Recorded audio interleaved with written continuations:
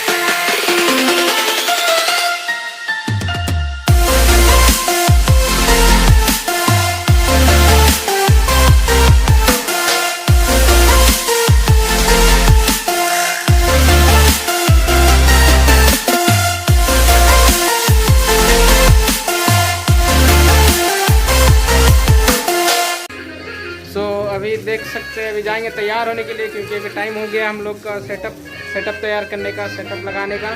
तो अभी तैयार होते हैं, उसके बाद फिर मिलते हैं आप लोग को डायरेक्ट काम पे। तो चलिए।